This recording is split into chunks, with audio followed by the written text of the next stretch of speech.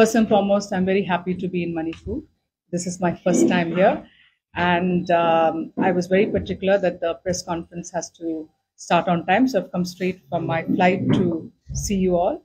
I go to the topic now. What we are seeing in our country is a lot of anyay, and one of the biggest anyay what we are seeing are to the youth.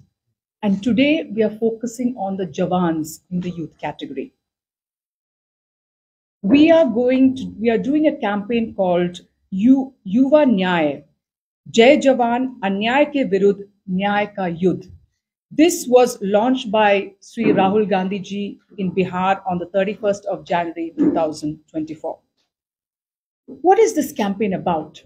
It highlights the plight of 1.5 lakh youth. They went through a process from 2019 to 2022, a rigorous selection process by the army to recruit new people into the army. They cleared every recruitment thing they had to do. But what happened in 22? They did not get their jobs. Why? Because Narendra Modi ji all of a sudden felt that he had to bring in a scheme or a thing called Agnipath. And the people, the army men, instead of being called Jawans, they're called Agniveer. Like, suddenly he thought of demonetization one fine day.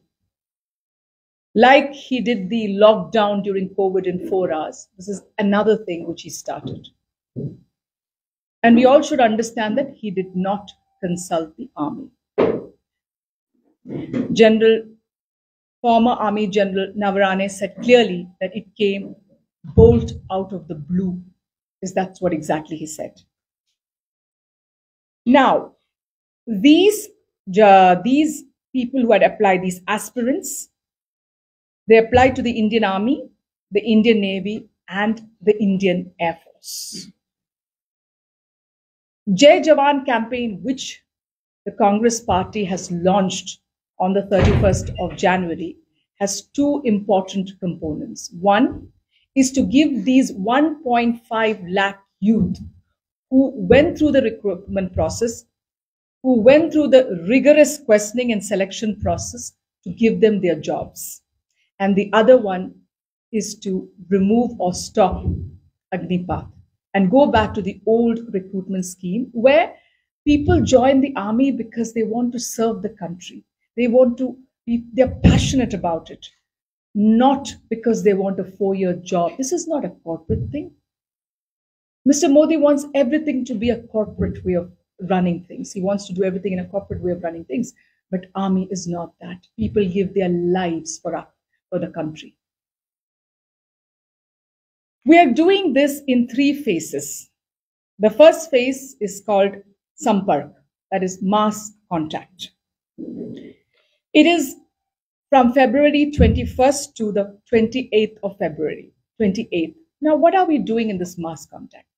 Every Congress worker all over the country will go to families of defense families, of the present defense families, former defense families, and ask them to fill up a form. And also the youth in these families or elsewhere are preparing for these recruitment processes. They have to join and support. Once these forms are filled, we will be getting their signatures and the information will be recorded in a digital form along with a Nyaya Patra sticker. So a Nyaya Patra sticker will be put outside the door of all these people who have enrolled in this mass contact procedure. Phase 2 is Satyagraha. What is Satyagraha? To reach out to as many youths possible and families and to tell them the truth of what is happening in the army, about this Agnipath scheme of Mr. Narendra Modi. We need to tell them the truth. That will run from March 5th to March 10th of 2024. During that time, Dharna will be organized in all blocks, cities, and coordination committees will be formed. Phase 3, what is phase 3? Nyaya Yatra. That's a Padyatra. That will be from March 17th to March 20th. Here, a Padayatra will be taken out in every district of India for 50 kilometers. This is for all the soldiers in the district. And in this yatra will be carried out under the leadership of the coordinators committee of the Nyaya Yodhas. So again, why are we conducting this yatra, a Padayatra? Because when we do a Padayatra, we will be telling the people again what is actually this Agnipath and what we want. Because let's understand that 1.5 lakh youth went through a rigorous process of selection but did not get it. Now, I mentioned to you what the former General Narwane said about the Agnipath scheme. He said it came out bolt out of the blue. So let's understand, Mr. Modi or Modi ji, the Prime Minister of India, did not even consult the Army General. So it is what we've been saying, a kind of dictatorship in India. No consultation with any departments. We remember during the farm laws, none of the committees of farmers were consulted. An ordinance was passed during that time. Similarly here, nobody is consulted. And they bring out the scheme. In this, initially, there was no Indian Navy and the Indian Air Force. It was just the Indian Army. But they included the Indian Navy and the Indian Army. And the retention initially was 75%, meaning that after they finish the 4 years, they're going to try and retain 75% of it, of the people. But what happened is, after the scheme was started, 25% was retained. So let's understand, our Jawans are going to be unemployed after 4 years. And remember, some of them even might be martyrs here, but they just work for 4 years. So out of the 1.5 lakh youth that has been accepted by the regular recruitment process, 7,000 of them belong to the Indian Air Force and 2,500 in nursing assistants. Now let's understand one more thing.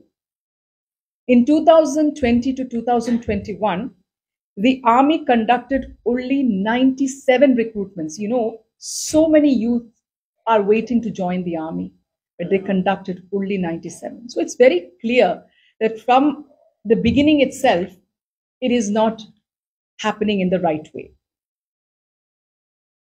Now, the Jai Jawan campaign is also going to expose what happens to an Agniveer. What happens to him? The youth selected in Agnipath, let's understand that their salary is around 21,000. But a normal Jawan who is selected in a normal process, how we used to have it all throughout our history, gets around 45,000. Even if this Agniveer is martyred during the 4 years, he does not get the status of a martyr. Can you believe that? He fights for our country, but he does not get the status of a martyr. And let's understand, a regular army soldier gets his pension for lifetime, whereas an Agniveer does not. So there are no benefits here. They have no medical facilities which are available to the regular army people. Now I'm going to give you out what is not available to an Agniveer. To a normal army Jawan who has been recruited before, or the normal process, he gets an insurance up to 75 lakh is available to him on the martyrdom of a soldier, 75 lakh. Ex gratia amount of 55 lakh is available.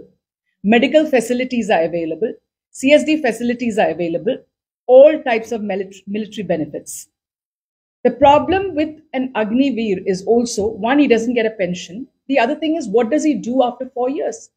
What we hear is many of them have mental health issues because they are, again, unable to find jobs. And also, let's understand, being an army person is not a normal job. Many of them might be sent to combat zones. There are a lot of things which one has to take care of being an army person. And the other benefits they do not get is gratuity, medical facilities, canteen facilities, ex-servicemen status, vacancies reserved for ex-servicemen and their children, scholarships to children, and any military benefit that the government will ever announce for regular soldiers. So none of them they get. The other thing I have a data for you today, which you must note. According to RTI, the number of people who applied in 2022-23 were 34 lakhs. 34 lakhs. Everybody was very keen to join. After that, in 23-24, because I'm sure a certain batch joined and a report came back, it came down to 10 lakhs because they must have understood that joining here is of no use. Because after 4 years, we are without a job, without pension, without anything. So let's understand during the Modi government what is the biggest issue. The Prime Minister of India spoke in the Rajya Sabha as well as in the Lok Sabha this week. Did he speak about the unemployment rate in India? I want to know. You're all youth sitting here, many of you all. You have the job here, but go outside, you will not find a job. There are hardly any jobs. There's 10% unemployment in India at this point of time. We have had a 45-year high unemployment in the history of India after 2018.